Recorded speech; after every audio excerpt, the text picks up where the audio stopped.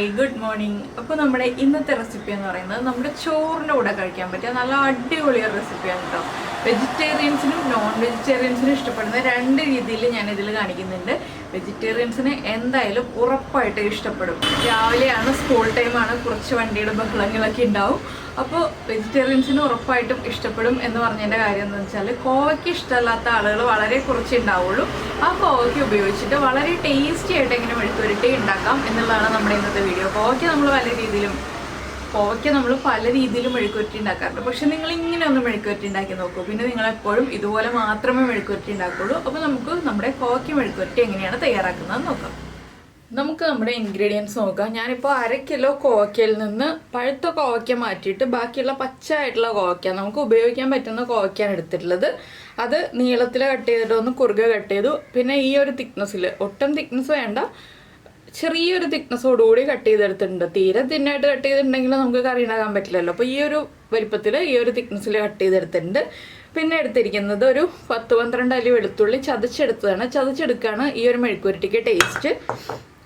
പിന്നെ എടുത്തിരിക്കുന്നത് നമ്മുടെ ഉള്ളിയാണ്, ചെറിയ ഉള്ളി കേട്ടോ, സവോളയല്ല, ഉള്ളിയാണ്. ഉള്ളിയും ഒരു 20 ഉള്ളി എടുത്തിട്ടുണ്ട്. ഉള്ളിയും ചതച്ചെടുത്തിരിക്കുകയാണ്. ഉള്ളിയും മുറിച്ച് ചേർക്കരുത്. ഉള്ളിക്ക് പകരം സവോള ചേർക്കാം, പക്ഷേ ടേസ്റ്റിന് നല്ല വ്യത്യാസം ഉണ്ടാവും. ഉള്ളിക്ക് പകരം സവോള ചേർക്കുകയാണെങ്കിലും സവോള ചതച്ചിട്ട് തന്നെ ചേർക്കുക. മിക്സിയിലിട്ട് കറക്കി എടുത്തിട്ടല്ല, നമ്മൾ കല്ലിൽ ചതച്ചെടുത്തിട്ട് ചേർക്കുക. പിന്നെ നിങ്ങൾ പച്ചമുളക് ചേർക്കുന്ന ആളുകളാണെങ്കിൽ പച്ചമുളക് ചതച്ചിട്ട് ചേർക്കുക. ഞാനിപ്പോൾ കുട്ടികൾക്കൊക്കെ കൊടുക്കാൻ ഉദ്ദേശിക്കുന്നുണ്ടെങ്കിൽ ആ ഒരു പോർഷൻ സ്കിപ്പ് ചെയ്യാൻ വേണ്ടിയിട്ടാണ് ഞാൻ പച്ചമുളക് ചതച്ച് ചേർക്കുന്നത് കാണിക്കാത്തത്. ഞാനിവിടെ മുളക് പൊടിയാണ് ചേർക്കുന്നത്. പിന്നെ 2 മുട്ടയാണ്. ഇത് നോൺ വെജിറ്റേറിയൻ ഉദ്ദേശിച്ചിട്ടാണ്. നോൺ വെജിറ്റേറിയൻസിന് മുട്ട ചേർക്കുമ്പോൾ കൂടുതൽ ഇഷ്ടമാവും. അപ്പോൾ വെജിറ്റേറിയൻസ് ആണെങ്കിൽ മുട്ടയുടെ പോർഷൻ സ്കിപ്പ് ചെയ്തോളൂ. മുട്ടയുടെ പോർഷൻ ഒഴിവാക്കിയിട്ട് നിങ്ങൾക്ക് ബാക്കിയുള്ള കാര്യങ്ങളെല്ലാം ചേർത്തിട്ട് ഈ ഒരു മെഴുക്കുവരട്ടി ചെയ്യാം. അപ്പോൾ ആദ്യം നമുക്കൊരു പാൻ ചൂടാക്കിയിട്ട് കാര്യങ്ങളൊക്കെ വഴറ്റിയെടുക്കാം. ഇതിൽ വെളുത്തുള്ളി നിർബന്ധമാണ് കേട്ടോ. വെളുത്തുള്ളിയും ഉള്ളിയും ചേർത്തിട്ടേ ഈ ഒരു മെഴുക്കുവരട്ടി ചെയ്യാൻ പറ്റുള്ളൂ. ഉള്ളിക്ക് പകരം സവോള ചേർക്കാം, ടേസ്റ്റിന് നല്ല ഡിഫറൻസ് ഉണ്ടാവും. പക്ഷെ വെളുത്തുള്ളി ഒട്ടും നിങ്ങൾ സ്കിപ്പ് ചെയ്യരുത്. ഇത്രയും വെളുത്തുള്ളി തന്നെ ചേർക്കുക. ഇതിലും കൂടുതൽ വെളുത്തുള്ളി ചേർക്കാൻ പറ്റുകയാണെങ്കിൽ അതിലും കൂടുതൽ വെളുത്തുള്ളി ചേർക്കുക. ഏറ്റവും ടേസ്റ്റ് വെളുത്തുള്ളി ചേർത്തിട്ട് ഈ ഒരു മെഴുക്കുവരട്ടി ഉണ്ടാക്കുമ്പോഴാണ്. അപ്പോൾ നമുക്ക് നമ്മുടെ മെഴുക്കുവരട്ടി എങ്ങനെയാണ് തയ്യാറാക്കുന്നത് നോക്കാം. അപ്പോൾ നമ്മുടെ പാൻ ചൂടായിട്ടുണ്ട്. ഇതുപോലെ കുറച്ച് കുഴിവുള്ള പാൻ എടുക്കുക കേട്ടോ. പരന്ന പാനിൽ ഈ ഒരു മെഴുക്കുവരട്ടി ഉണ്ടാക്കിയാൽ കറക്റ്റ് ആവില്ല. ഇരുമ്പിൻ്റെ ചീനച്ചട്ടി ആണെങ്കിൽ ഏറ്റവും ബെസ്റ്റാണ് നമ്മുടെ ഈ ഒരു കോവയ്ക്ക മെഴുക്കുവരട്ടി ഉണ്ടാക്കാനായിട്ട്. അപ്പോൾ പാനിലേക്ക് ഞാനൊരു 2 ടേബിൾ സ്പൂൺ വെളിച്ചെണ്ണ ചേർത്തിട്ടുണ്ട്. വെളിച്ചെണ്ണയിലൊന്നും ഒരു ബുദ്ധിമുട്ടും കാണിക്കരുത്. വെളിച്ചെണ്ണയൊക്കെ അത്യാവശ്യമാണ് ഈ ഒരു മെഴുക്കുവരട്ടിക്ക്. ഇനിയിപ്പോൾ നമുക്ക് കടുക് ചേർത്തിട്ട് കടുകൊന്ന് പൊട്ടി വരട്ടെ. ഞാനിപ്പോൾ 1 ടീസ്പൂൺ കടുക് ചേർത്തിട്ടുണ്ട്. കടുകൊന്ന് പൊട്ടി വരട്ടെ. ഇതിൽ ചില ഇൻഗ്രീഡിയൻസ് ഒക്കെ കുറച്ച് കൂടുതൽ വേണം, അപ്പോഴാണ് മെഴുക്കുവരട്ടിയുടെ ടേസ്റ്റ് കൂടുക. അപ്പോൾ ഇനി കടുക് പൊട്ടി വന്നിട്ട് നമുക്ക് ബാക്കി കാര്യങ്ങൾ ചെയ്യാം. അപ്പോൾ നമ്മുടെ കടുകൊക്കെ ഏകദേശം പൊട്ടി കഴിയാറായി. നിങ്ങൾക്ക് ചതച്ച മുളക്, വറ്റൽമുളക് ക്രഷ് ചെയ്തത് ചേർക്കാം, ഇല്ലെങ്കിൽ മുളക് പൊടി ചേർക്കാം. ഞാനിപ്പോൾ എരിവുള്ള മുളക് പൊടിയും കാശ്മീരി ചില്ലി പൗഡറും ഒരുമിച്ചാണ് കേട്ടോ ചേർക്കാൻ പോകുന്നത്. രണ്ടും എടുക്കുന്നുണ്ട്. കളറിന് വേണ്ടി കാശ്മീരി ചില്ലി പൗഡറും എരിവിന് വേണ്ടി നമ്മുടെ സാധാരണ എരിവുള്ള മുളക് പൊടിയും. ഇപ്പോൾ നമ്മുടെ കടുക് പൊട്ടിക്കഴിഞ്ഞു. നമുക്കിനി ചതച്ച് വെച്ചിരിക്കുന്ന ഉള്ളി ചേർക്കാം.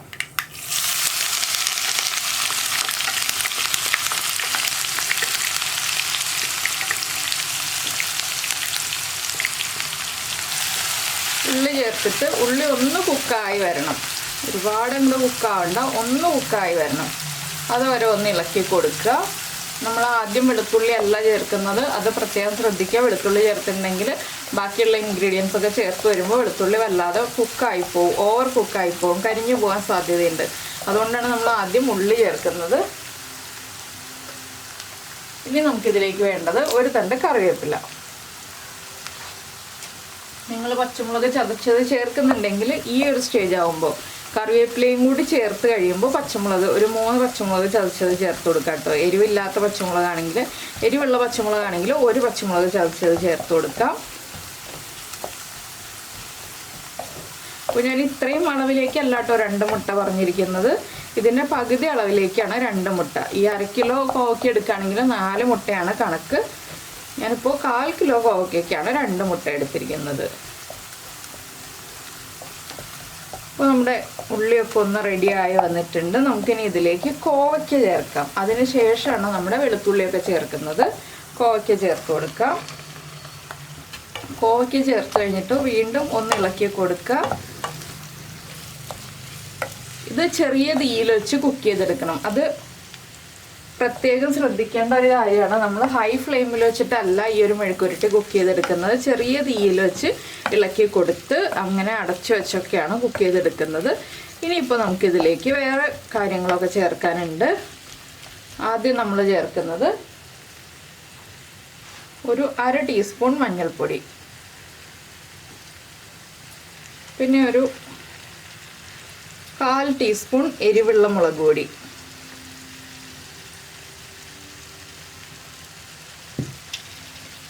ഇനി അടുത്തതായിട്ട് ഞാൻ ചേർക്കുന്നത് നമ്മുടെ കളറിന് വേണ്ടിയിട്ട് 1 table spoon Kashmiri chilli powder.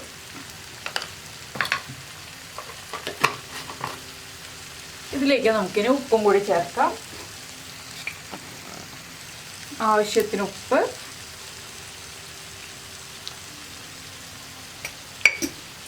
ഇത്രയും ചേർത്ത് നന്നായിട്ട് വീണ്ടും ഇളക്കി മിക്സ് ചെയ്യാം. ഇപ്പോൾ കോവയ്ക്ക് ഇത്ര ഉണ്ടെന്നൊന്ന് വിചാരിച്ചിട്ട് നിങ്ങൾ കൂടുതൽ ഉപ്പൊന്നും ചേർക്കരുത്. കോവയ്ക്ക കുക്കായി വരുമ്പോൾ അളവ് കുറഞ്ഞു വരും. അതുകൊണ്ട് തന്നെ നമ്മൾ ആദ്യമേ കുറച്ച് ഉപ്പ് ചേർക്കുക. അതിന് ശേഷം കോവയ്ക്ക കുക്കായി കഴിയുമ്പോൾ ഉപ്പ് കുറവാണെങ്കിൽ നമുക്ക് ആ ഒരു സ്റ്റേജിലാണെങ്കിലും ഉപ്പ് ചേർത്ത് കൊടുക്കാം.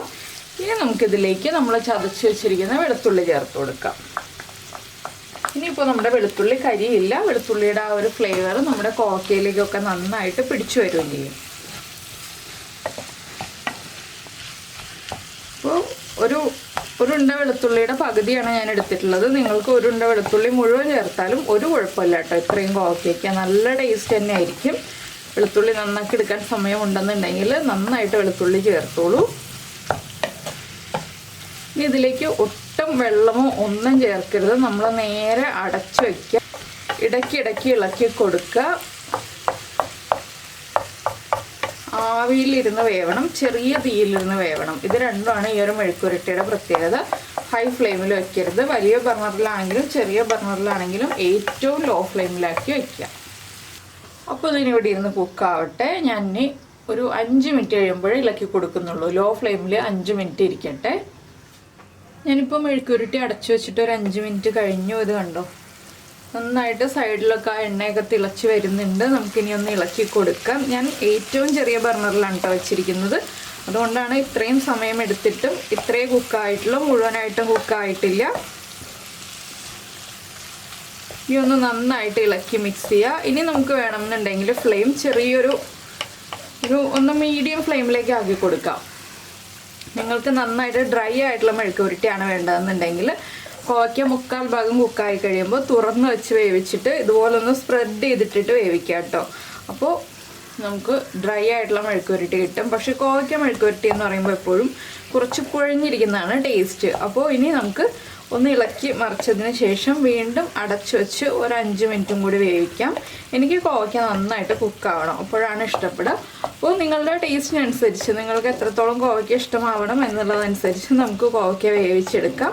അപ്പോൾ ഞാൻ വീണ്ടും ഒരു 5 മിനിറ്റും കൂടി ചെറിയ ഫ്ലെയിമിൽ ഒരു മീഡിയം ഫ്ലെയിമിലേക്ക് മാറ്റിയിട്ട് വേവിച്ചെടുക്കാൻ പോകണം. ആദ്യമേ മീഡിയം ഫ്ലെയിമിലല്ല വെച്ചത്, അത് പ്രത്യേകം ശ്രദ്ധിക്കുക. ഇനിയിപ്പോൾ നമുക്ക് മീഡിയം ഫ്ലെയിമിൽ വെച്ചിട്ട് വേവിച്ചെടുക്കാം. ഇപ്പോൾ നമ്മുടെ കോവയ്ക്ക് ഇതാ ഒരു 1/4 ഭാഗം കുക്കായിട്ടുണ്ട്. ഇപ്പോൾ നിങ്ങൾ ചെക്ക് ചെയ്യുക. ഉപ്പ് കുറവാണെങ്കിൽ ഉപ്പ് ചേർത്ത് കൊടുക്കുക. എരിവ് കുറവാണെങ്കിൽ 1-2 പച്ചമുളക് സ്പ്ലിറ്റ് ചെയ്ത് ചേർത്ത് കൊടുക്കുക. അങ്ങനെ എരിവും ഉപ്പും ഒക്കെ കറക്റ്റ് ആക്കുക. ഇതാണ് വെജിറ്റേറിയൻസിൻ്റെ കോവയ്ക്ക മെഴുക്കുരുട്ടി. ഇതിനി തുറന്ന് വെച്ചിട്ട് കുറച്ചുകൂടി ഡ്രൈ ആക്കി എടുക്കണം എന്നുണ്ടെങ്കിൽ തുറന്ന് വെച്ച് ഇതുപോലെ സ്പ്രെഡ് ചെയ്തിട്ടിട്ട് കുറച്ച് സമയം ഇങ്ങനെ ഇട്ട് കൊടുക്കുക, വീണ്ടും തിരിച്ചിട്ട് കൊടുക്കുക. അങ്ങനെ ഒരു 4-5 മിനിറ്റ് ചെയ്തിട്ടുണ്ടെങ്കിൽ കുറച്ചുകൂടി ഡ്രൈ ആയി കിട്ടും. പക്ഷേ ഇതാണ് കോവയ്ക്ക മെഴുക്കുരുട്ടിയുടെ ഒരു പാകം, ഇങ്ങനെ കുഴഞ്ഞിരിക്കുന്നത്. ഇനിയിപ്പോൾ നമുക്ക് നോൺ വെജിറ്റേറിയൻസിൻ്റെ രീതിയിൽ കാണാം. ഇതിപ്പോൾ വെജിറ്റേറിയൻസിന് നമ്മൾ എടുക്കുന്ന രീതിയാണ് ഇതുപോലെ. നോൺ വെജിറ്റേറിയൻസിനാണെങ്കിൽ നമ്മൾ എടുത്തു വെച്ചിരിക്കുന്ന മുട്ടയുണ്ടല്ലോ, മുട്ടയിലേക്ക് കുറച്ച് ഉപ്പ്, അതുപോലെ തന്നെ ഒരു 2 പിഞ്ച് മഞ്ഞൾപ്പൊടി, മുട്ടയ്ക്ക് ആവശ്യമായ ഉപ്പും ഒരു 2 പിഞ്ച് മഞ്ഞൾപ്പൊടിയും ചേർത്ത് നന്നായിട്ടൊരു ഫോർക്ക് ഉപയോഗിച്ചൊന്ന് ബീറ്റ് ചെയ്യാം. അപ്പോൾ ഞാനിത് കുറച്ച് മാറ്റി വയ്ക്കുകയാണ്. എന്താണെന്ന് വെച്ചാൽ എനിക്ക് 2 രീതിയിലും വേണം, വെജിറ്റേറിയൻസിനും നോൺ വെജിറ്റേറിയൻസിനും പറ്റുന്ന രീതിയിൽ വേണം. അതുകൊണ്ടാണ് ഞാൻ മെഴുക്കുരുട്ടി മാറ്റി വയ്ക്കുന്നത്. ഇനി നമുക്കിതെല്ലാം ഒരു സൈഡിലേക്ക് നീക്കി വയ്ക്കാം. വെളിച്ചെണ്ണ ആവശ്യമാണെങ്കിൽ ചേർത്ത് കൊടുക്കുക കേട്ടോ. പിന്നെ ഞാനൊരു കാര്യം പറയാൻ വിട്ടുപോയി, ഈ ഒരു മെഴുക്കുവരട്ടി വെളിച്ചെണ്ണയിൽ തന്നെ ചെയ്യുക. വെളിച്ചെണ്ണ ആവശ്യമാണെങ്കിൽ ചേർത്ത് കൊടുക്കുക. ഞാനിപ്പോൾ ഇനി വെളിച്ചെണ്ണ ചേർക്കുന്നില്ല. വെളിച്ചെണ്ണ പാനിൽ അത്യാവശ്യം കുറച്ചൊക്കെ ഉണ്ട്, അത് മതി. ഇതിലേക്ക് നമ്മൾ ഉപ്പും മഞ്ഞൾപ്പൊടിയും ചേർത്ത് ബീറ്റ് ചെയ്ത് വെച്ചിരിക്കുന്ന മുട്ട ചേർത്ത് കൊടുക്കാം. ഇതുപോലെ കോവയ്ക്ക് ഒരു സൈഡിലേക്ക് മാറ്റിയിട്ട് മാത്രം മുട്ട ചേർക്കാം കേട്ടോ. ഇനി ഇതൊന്ന് വീണ്ടും അടച്ചു വയ്ക്കുക. മുട്ട വല്ലാതെ ഉടച്ചെടുക്കരുത്, ചെറിയ ചെറിയ പീസുകളായി പോകരുത്. മുട്ട കുറച്ച് വലിയ പീസുകളായിട്ട് നമുക്ക് കടിക്കാൻ കിട്ടണം. ആ രീതിയിലാണ് നമ്മൾ കുക്ക് ചെയ്തെടുക്കുന്നത്. നിങ്ങൾക്ക് തീരെ ചെറിയ പീസുകളായിട്ട് വേണമെന്നുണ്ടെങ്കിൽ ഇങ്ങനെ അടച്ചു വെക്കേണ്ട ആവശ്യമില്ല. മുട്ട ചേർത്തിട്ട് ഉടനെ തന്നെ എല്ലാം ചേർത്ത് ഇളക്കി മിക്സ് ചെയ്യാവുന്നതേ ഉള്ളൂ. അപ്പോൾ വല്ലാതെ കുഴഞ്ഞ് മെഴുക്കുവരട്ടിയുടെ ആ ഒരു കൺസിസ്റ്റൻസി ഒക്കെ മാറി വല്ലാതെ കുഴഞ്ഞിരിക്കും. ഇങ്ങനെയാവുമ്പോൾ നമുക്ക് മുട്ടയൊന്ന് കുക്കായി കിട്ടി. അതിന് ശേഷം നമുക്ക് മുട്ടയൊന്ന് ഉടച്ച് സ്ക്രാമ്പിൾ ചെയ്തെടുക്കാം. അപ്പോൾ ഇതൊക്കെ ഞാൻ ഏറ്റവും ലോ ഫ്ലെയിമിൽ വെച്ചിട്ടാണ് ചെയ്യുന്നത്. അപ്പോൾ ഞാൻ ഈ സംസാരിച്ചുകൊണ്ടിരിക്കുന്ന അത്രയും സെക്കൻഡ്സ്, ഏകദേശം ഒരു 1/2 സെക്കൻഡ് സമയം നമ്മൾ മുട്ട അടച്ചു വെച്ചിട്ടുണ്ട്. ഇനി നമുക്ക് തുറക്കാം. ഇനി നമുക്ക് പതുക്കെ സൈഡിൽ നിന്ന് മുട്ടയൊന്ന് അകത്തേക്ക് ആക്കി കൊടുക്കുക. അപ്പോൾ എന്താണെന്ന് വെച്ചാൽ മുട്ട കുക്കായി തുടങ്ങിയിട്ടുണ്ട്, കണ്ടോ.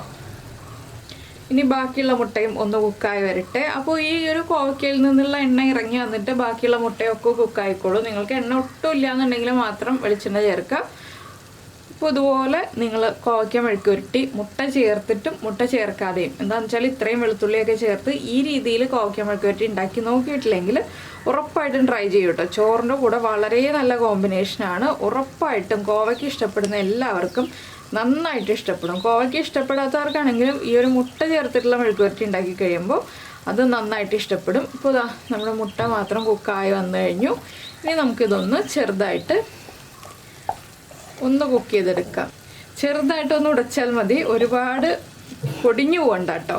ആ രീതിയിലൊന്ന് ഉടച്ചെടുക്കുക. എന്താണെന്ന് വെച്ചാൽ മുട്ടയും കോവയ്ക്കയും ഒക്കെ കാണാൻ കിട്ടുന്ന രീതിയിൽ നമ്മളൊന്ന് ഉടയ്ക്കാം. ഞാൻ എന്താ ഇപ്പോൾ ഇത്ര ആക്കുന്നുള്ളൂ. ഇനി നമുക്ക് കോവയ്ക്കയും കൂടി ചേർത്ത് നന്നായിട്ടൊന്ന് ഇളക്കി മിക്സ് ചെയ്തെടുക്കാം. അപ്പോൾ കോവയ്ക്കയുടെ ബേസിൻ്റെ ഏകദേശം വലിപ്പത്തിൽ തന്നെ നമുക്ക് മുട്ടയും കൂടി കിട്ടിയിട്ടുണ്ട്. മുട്ടയിൽ ഉപ്പ് ചേർക്കാൻ മറന്നു പോരുത്, കോവയ്ക്കയിൽ നിന്ന് ഉപ്പ് പിടിക്കില്ല കേട്ടോ, അത് പ്രത്യേകം ശ്രദ്ധിക്കുക. അപ്പോൾ ഇത്രയേ ഉള്ളൂ നമ്മുടെ കോവയ്ക്ക മുട്ട മെഴുക്കുവരട്ടി. വളരെ സിമ്പിളാണ്. അപ്പോൾ നിങ്ങൾ എന്തായാലും എല്ലാവരും ചോറിൻ്റെ കൂടെ ചേർത്തൊന്ന് ഉണ്ടാക്കി കഴിച്ചു നോക്കൂ. ഇനി നമുക്ക് ഫ്ലെയിം ഒന്ന് കൂട്ടി വയ്ക്കാം. ആ മുട്ടയിൽ ജലാംശം എന്തെങ്കിലും ഉണ്ടെങ്കിൽ ഒന്ന് മാറിക്കിട്ടിട്ടെ 1 മിനിറ്റ് മതി. ഇതുപോലെ ഒന്ന് സ്പ്രെഡ് ചെയ്തിട്ടിട്ട് നമുക്ക് 1 മിനിറ്റ് കഴിയുമ്പോൾ ഫ്ലെയിം ഓഫ് ചെയ്യാം. അപ്പോൾ നിങ്ങൾക്ക് ഈ ഒരു മെഴുക്കുവരട്ടിയുടെ വീഡിയോ ഇഷ്ടമായി എന്നുണ്ടെങ്കിൽ ഉറപ്പായിട്ടൊന്ന് ലൈക്ക് ചെയ്യുകയും ഷെയർ ചെയ്യുകയൊക്കെ ചെയ്തേക്കണേ. പിന്നെ നിങ്ങൾക്ക് ഇഷ്ടമായോ ഇല്ലയോ എന്നുള്ളത് കമൻറ്റ് ചെയ്യണേ. ഇതുണ്ടോ, കോവയ്ക്ക കുക്കായിട്ടുണ്ട്, മുട്ടയും കുക്കായിട്ടുണ്ട്, എല്ലാം കറക്റ്റ് പാകത്തിലായിട്ടുണ്ട്. അപ്പോൾ ഞാൻ ഈ 2 മെഴുക്കുവരട്ടിയും ഒരു ബൗളിൽ തന്നെ, ഒരു പാത്രത്തിൽ തന്നെ 2 സൈഡിലായിട്ടാണ് കേട്ടോ പ്രസൻറ്റ് ചെയ്യാൻ പോകുന്നത്, രണ്ടും കാണാൻ പറ്റുന്ന രീതിയിൽ. അപ്പോൾ നിങ്ങൾക്ക് ഇഷ്ടമുള്ള രീതിയിൽ പ്രസൻറ്റ് ചെയ്യാം. നിങ്ങൾ ചിലപ്പോൾ ഒരെണ്ണം മാത്രമേ ഉണ്ടാക്കാവും സാധ്യതയുള്ളൂ. അപ്പോൾ 2 രീതിയിൽ ഉണ്ടാക്കുന്നുണ്ടെങ്കിൽ 2 രീതിയിലും പ്രസൻറ്റ് ചെയ്യാം. ഞാനിപ്പോൾ 2 രീതിയിൽ പ്രസൻറ്റ് ചെയ്ത് കാണിക്കുന്നു എന്ന് മാത്രമേ ഉള്ളൂ. അപ്പോൾ ഇതിലേക്ക് ഇനി വേറെ പരിപാടികളൊന്നുമില്ല, ഉപ്പും എരിവും കറക്റ്റായാൽ മാത്രം മതി. അപ്പോൾ എന്തായാലും നമുക്ക് നമ്മുടെ മെഴുക്കുവരട്ടി ഫ്ലെയിം ഓഫ് ചെയ്തിട്ട് പ്രസൻറ്റ് ചെയ്യാം. അതുപോലെ തന്നെ നമ്മുടെ ചാനൽ ആരും ഇതുവരെ കണ്ടിട്ടില്ല, ആദ്യമായിട്ടാണ് കാണുന്നത്, ഇപ്പോൾ ആദ്യമായിട്ട് കണ്ടിട്ടേ ഉള്ളൂ, സബ്സ്ക്രൈബ് ചെയ്യാൻ പോകുന്നേ ഉള്ളൂ എന്നുണ്ടെങ്കിൽ ഉടനെ തന്നെ സബ്സ്ക്രൈബ് ചെയ്തോളൂ. നമ്മുടെ വീഡിയോയുടെ താഴെയുള്ള സബ്സ്ക്രൈബ് ബട്ടൺ ഒന്ന് ക്ലിക്ക് ചെയ്യുക, അതിൻ്റെ റൈറ്റ് സൈഡിലുള്ള ബെല്ലൈക്കണും ക്ലിക്ക് ചെയ്യുക. അപ്പോൾ ഓൾ എന്ന് പറഞ്ഞിട്ടൊരു ഓപ്ഷൻ കാണാം. ആ ഓളും കൂടി പ്രസ് ചെയ്തിട്ടുണ്ടെങ്കിൽ ഞാൻ എപ്പോഴും വീഡിയോ അപ്ലോഡ് ചെയ്യുമ്പോൾ നിങ്ങൾക്ക് നോട്ടിഫിക്കേഷൻ വരും. അപ്പോൾ നമുക്ക് നമ്മുടെ അടുത്ത റെസിപ്പിയുമായിട്ട് അടുത്ത ദിവസം വീണ്ടും കാണാം.